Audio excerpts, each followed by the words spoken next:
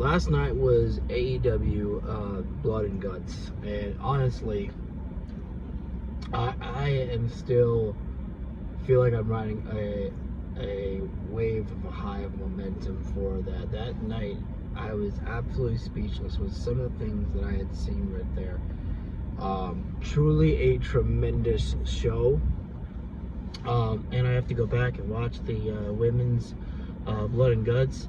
I have to go back and watch it.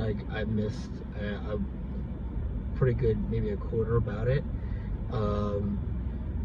But I really was just absolutely in love with everything. And from what I have been seeing, that people really have enjoyed it. And if like that last night was really what you need to know of what AEW is all about. For the alternative, you need to know about what to expect with AEW.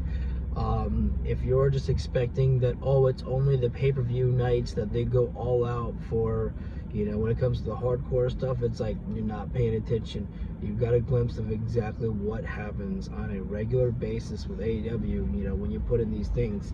I mean, literally, I was not expecting much from even the Hangman Page and Powerhouse Hobbs match. I was doing my live stream, and I was like, just give me about maybe 10, 12 minutes of these guys, let's just get a little something there. But no, I mean, even in that matchup, they made Hobbs look really good against Hangman and Page. I mean, Hobbs was kicking Hangman's ass for a lot of part, and I got a feel-good moment vibe with old school Hangman and Page, taking a beer from somebody from the crowd and taking a drink of that. I missed some of that stuff there from Hangman. He would just take drinks from the crowd, and it was truly just tremendous to see right there. And I was like, why are they doing this whole steel cage going down right there? And I'm like, okay, I guess we're just gonna have the cage go down for Hangman to be trapped. But no, that was just to literally to have Hangman be like, you want me in a cage? Fine, steel cage in the pay-per-view. And I'm like, oh shit. I was like, last time Joe was in a cage was with Moxley. That didn't work out too well, but this time may be different. I'm like thinking to myself, it was like, wait, I got this like sneaking idea. I was like, would they think about putting an ultimate faction of the Ops and put Hook and Eddie Kingston there, and Eddie turns heel? And I was like, I don't know. I was like, would you have the balls to try to turn Eddie Kingston heel? I'm like, I don't know if that would work. But I mean, I don't know. I don't think I see that happening, but I could be wrong.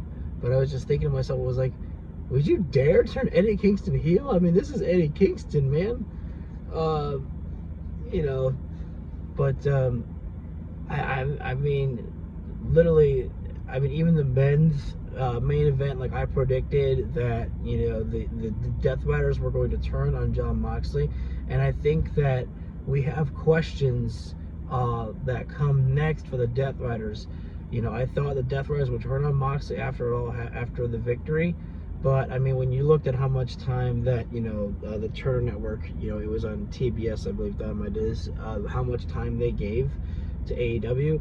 I mean, they gave you a unadvertised, almost 3-hour show there, which was truly tremendous, and I am very happy, gracious, and thankful for it, because of the fact that it allowed every match to have time to build right there. That way the women got to have as much time as they needed, and you had the men being able to tell their stories and take their time with everything there. And then the question becomes, is like, who called the Don Callis family?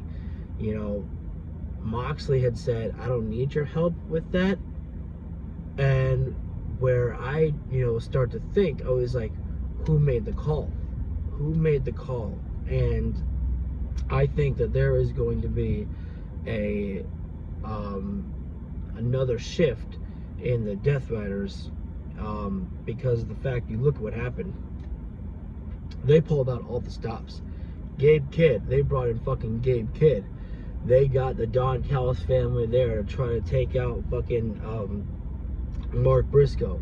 They used every single advantage that they had, and they still couldn't get the job done. and they tried their hardest to get in there to try to save Jon Moxley from himself, and they just couldn't do it. They could not do it. I mean, literally, Kyle O'Reilly, when he was in the Bulldog choke with Moxley, referee can't call it, if Kyle O'Reilly passed out, but he never did. And I was just like, God damn. I thought that was the finish. I actually thought the Death Riders might win it. But no, like, literally, it's amazing what has transpired with the fact that Kyle O'Reilly has really risen up in a star power with this feud with the Death Riders, and really taken out Jon Moxley the way that he did right there. But back to the questions, it's like, who called the Don Callis family?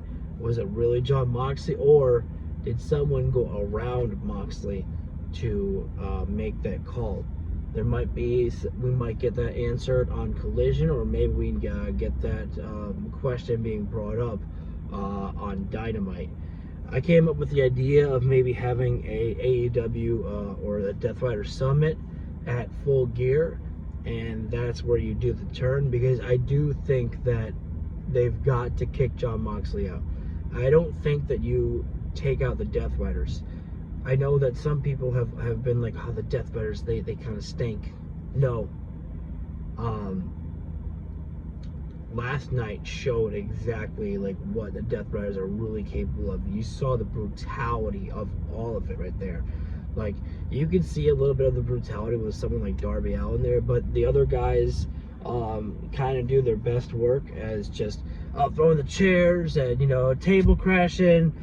You saw Jon Moxley with a fucking fork right there. They brought pliers out there and everything. Mark Briscoe couldn't get, pretty hardcore too, but man, it was the Death Riders that really brought that fucking heat right there in the Blood and Guts matchup, in that on that team, on that side of the team right there. But they pulled out all the stops right there. But I lost my train of thought for a moment. But really, where it's going is, the Death Riders need to stay around because of the fact that you've got a tag team awaiting with Daniel Garcia and Wheeler Yuta. I really think these guys could be the leaders for the tag division. Pac can go on singles. Marina Shafir can go for women's gold. Marina Shafir needs to wrestle more. I want to see her in the ring some more.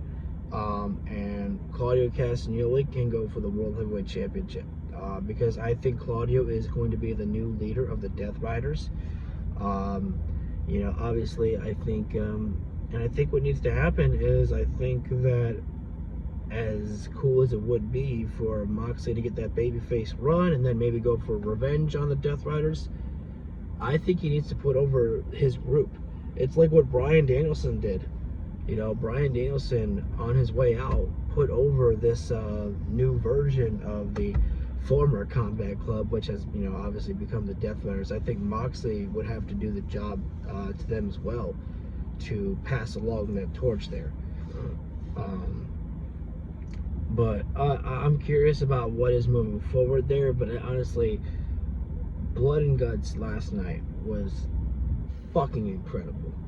Literally incredible. I just, wanted to do a little special small review on the show and where we are moving forward with everything there. And that's about it right there. So, great show. Literally A+. 10 out of 10.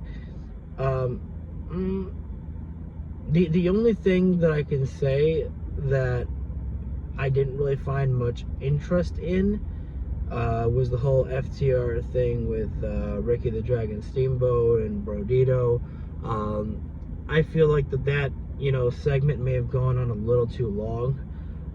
And I said this last night, and I'll say it again with no disrespect. Maybe Ricky needed a little more time to talk or something like that. I don't know.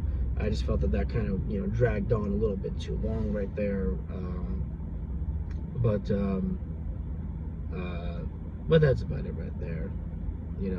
I hope that maybe we get some more build up for Brodito and FTR maybe on Collision, I don't know. But yeah, no, I think I would still say 10 out of 10 right there. I just really, I can't think of anything that would make the show have been any better. I mean, yes, maybe it could have been better if we saw the turn from the Death Riders, but as I said on my live stream, there just was not enough TV time right there. Like, they literally went for about 2.5 hours, almost a full 3-hour Dynamite, which was not advertised at all right there, you know. But they let everybody have their time and their moments to breathe and do everything that they needed to get done for the show right there. The Turn Network did. So, just great show all around.